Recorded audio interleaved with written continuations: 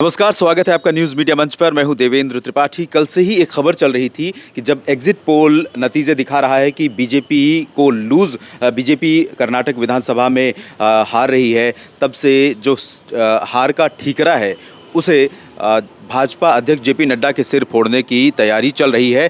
क्योंकि ये आमतौर पर पार्टियों में होता है कि जो स्टार कैंपेनर होता है, जो स्टार प्रचारक होता है, क्योंकि बीजेपी की तरफ से स्टार प्रचारक रहे प्रधानमंत्री नरेंद्र मोदी, बीजेपी कोई जोखिम नहीं लेना चाहेगी कि मोदी के इमेज पर धक्का लगे। क्योंकि प्रधानमंत्री नरेंद्र मोदी के बारे में भाजपा इतनी आश्वस्त होती है कि उस रीजन में भी वो जीतने का दमखम रखती है जहां पर बीजेपी का कभी खाता नहीं खुला था। कर्नाटक में तो बीजेपी सत्ता में रह चुकी है और बीजेपी को लग रहा था कि इनकम्बेंट रहेगा, एंटी इनकम्बेंसी नहीं होगी। इस बार बहुत सारे समीकरण भारतीय जनता पार्टी की तरफ से सेट किए गए, प्रधानमंत्री की ताबड़तोड़ रैलियां हुई, लेकिन इसके बावजूद आखिरकार भाजपा के हाथ से कर्नाटक राज्य, दक्षिण भारत का एक प्रमुख राज्य जो कि बहुत कंफर्टेबली भाजपा को लग रहा था कि वो जीत लेगी, लेकिन वो हाथ से निकल गया है। 136 सीटों पर कांग्रेस को लगभग 132 सीटों पर जीत हो चुकी है। इस समय शाम के लगभग 6 बज रहे हैं। आज 13 मई है, आज चुनाव परिणाम आए हैं और अब 4 सीटों पर उसकी लीड चल रही है और भाजपा को 62 सीटों पर जीत मिली है, 2 सीटों पर लीड कर रही है।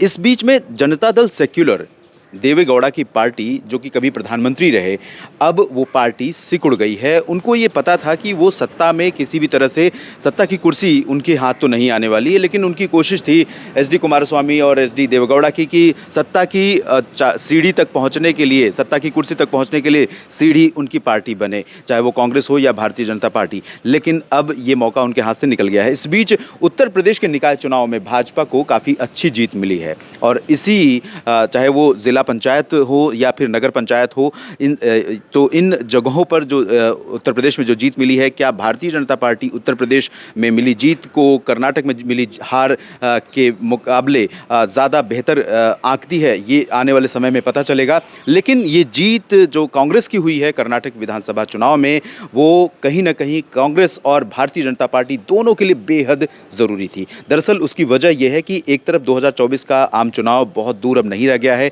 कह सकते हैं कि धीरे धीरे अब जो बातें होंगी वो चुनाव को ध्यान में रखते हुए होंगी, जो समीकरण बनेंगे वो चुनाव को ध्यान में रखते हुए बनेंगे, चाहे राहुल गांधी समेत कांग्रेस पार्टी के दिग्गज नेता करें या भारतीय जनता पार्टी करे या फिर बाकी जो तीसरा मोर्चा या तीसरा गठबंधन बनाने के प्रयास नीतीश कुमार और तेजस्वी यादव की तरफ से चल रहे हैं, उन प्रयासों के तहत जो गुट आएंगे वो करेंगे।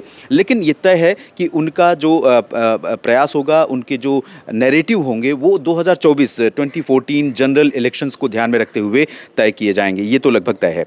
लेकिन आपको ये भी मैं स्पष्ट कर दूं कि भारतीय जनता पार्टी का हारना और कांग्रेस का जीतना, जो जिसका जिक्र मैंने किया कि दोनों के लिए बेहद ज़रूरी था, वो इसलिए क्योंकि भारतीय जनता पार्टी को ऐसा लग रहा था कि उसने अश्वमेघ का यज्ञ किया है और वो जो घोड़ा छोड़ रखा है जिसे रोकने का दम किसी के अंदर नहीं है, और ये एक तरह से अहंकार होता है। सत्ता में अगर अहंकार आ जाए तो निश्चित तौर पर उसका नुकसान जनता को होता है, इसलिए जनता के फायदे की बात होगी। दूसरी बात, कांग्रेस को संजीवनी मिली है और कांग्रेस को ये बड़ी जीत मिली है। सिर्फ सत्ता में रहने के लिए उसको 112 सीटों की ज़रूरत थी, 113 सीटों की, लेकिन उसको 136 सीटें मिल रही हैं, जो कि बड़ा अंतर है और एक बड़ी जीत है, प्रचंड जीत है। तो अब मल्लिकार्जुन खड़गे जब आज प्रेस कॉन्फ्रेंस कर रहे थे तो उन्होंने साफ साफ कहा कि इसमें सभी नेताओं का योगदान रहा, लेकिन उन्होंने पर्टिकुलरली, जिस तरह से कि कांग्रेस के तमाम नेता करते हैं अक्सर, पर्टिकुलरली सोनिया गांधी, राहुल गांधी और प्रियंका गांधी का जिक्र किया कि इन तीनों ने हर एक असेंबली में जाकर के कैंपेन किया है, हर एक कैंडिडेट के लिए कैंपेन किया है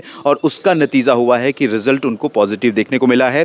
लेकिन यहाँ पर एक बड़ी चुनौती कांग्रेस के सामने ये भी होगी कि जो बड़े बड़े वादे उन्होंने कर दिए हैं, क्योंकि उन्होंने सोचा नहीं था कि इतनी प्रचंड जीत मिलेगी, जो बड़े बड़े वादे किए हैं अपने मैनिफेस्टो में, क्या उन वायदों को पूरा करने के लिए उनके पास उतना मौका होगा या वो चूक जाएंगे।